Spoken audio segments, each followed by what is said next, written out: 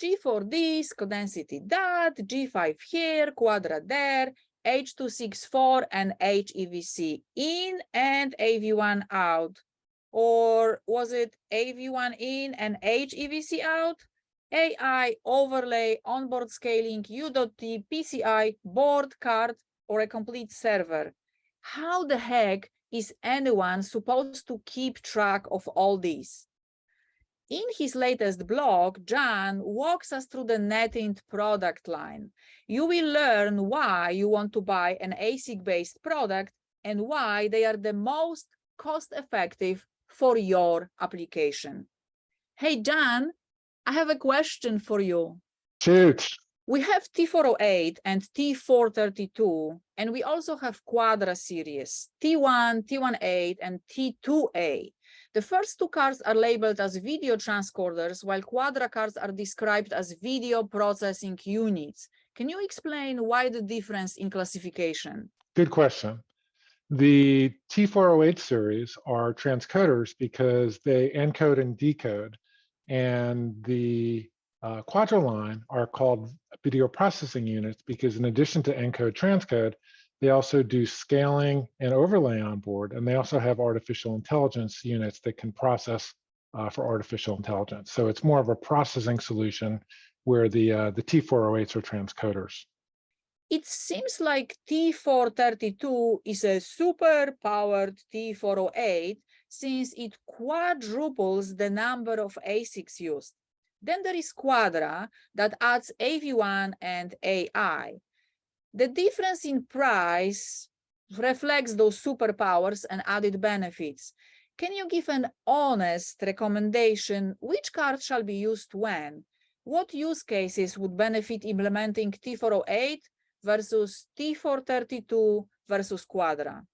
So the T408 and the T432 are both based upon the Codensity G4 ASIC, and that's going to give you the lowest cost per stream and the lowest power per stream for H.264 and HEVC transcoding. You're going to need a beefier CPU in the server because those units don't do scaling or overlay on board.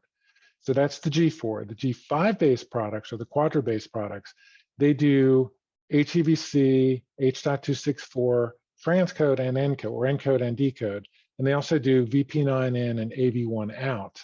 So you get the additional codec with those units. You also get scaling and overlay on board, which means a lower power CPU will get the job done. And you also get artificial intelligence.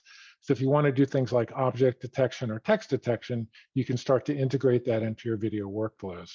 To make live testing and implementation easier, NETINT recently released Plug and Deploy Transcoding server. It comes preloaded with 10 T408s, and if one so desires, the user interface can be added thanks to our partner StreamVX.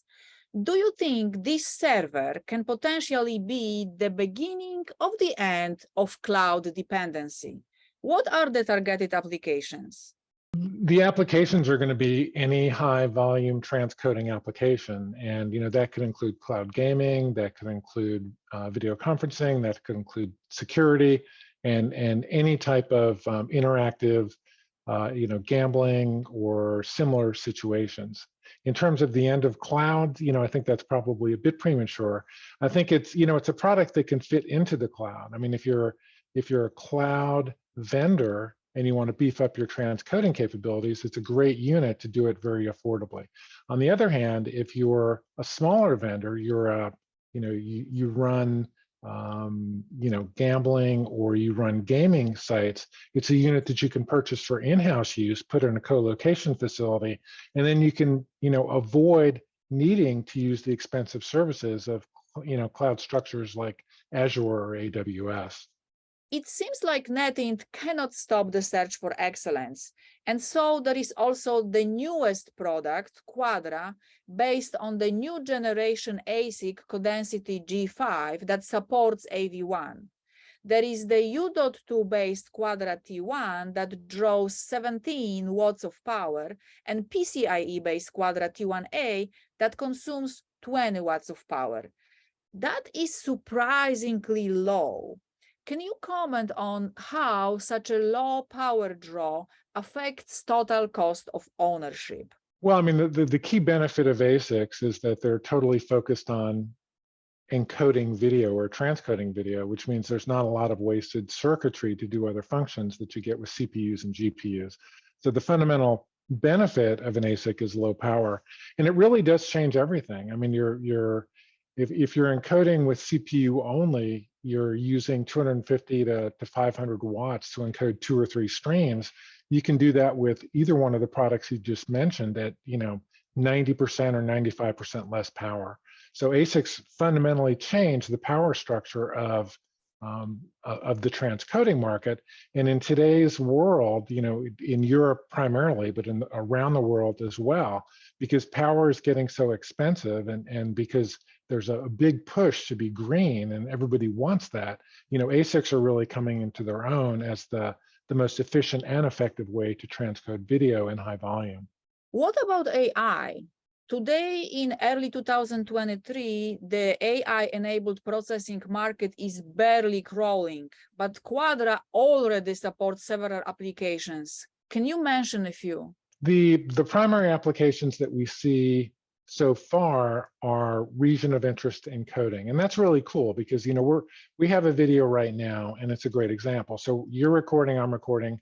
Most people are going to focus on our faces and not anywhere else in the video. And what region of interest encoding does, or facial recognition does, is it recognizes that region, applies most of the bandwidth in that region, and then slowly degrades quality away from that region, so that you see, the regions of interest where people are focused is going to be the highest possible quality.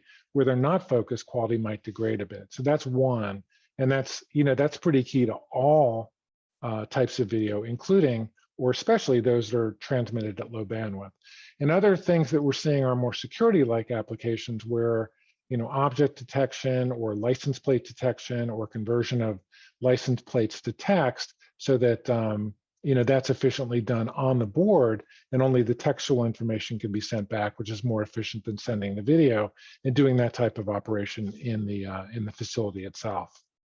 All this is very futuristic, but let's talk about now. At this point, the AV1 and AI are still the matter of the future, even though that future can arrive faster than we think. So let's say, based on the current needs, and the price point, $400 is a steal, the customer will deploy T408 video transcoders. Is that investment wasted if one wanted to upgrade to Quadra later? How difficult it is to switch? Can you operate them in parallel? Are they compatible? So 2 questions. First, switching. That's going to be relatively simple. The same structures used in the FFmpeg commands or the API or the GStreamer commands, and the same language. So you may have to change a few things where you're calling, Quadra instead of calling the T408, but that's going to be very simple.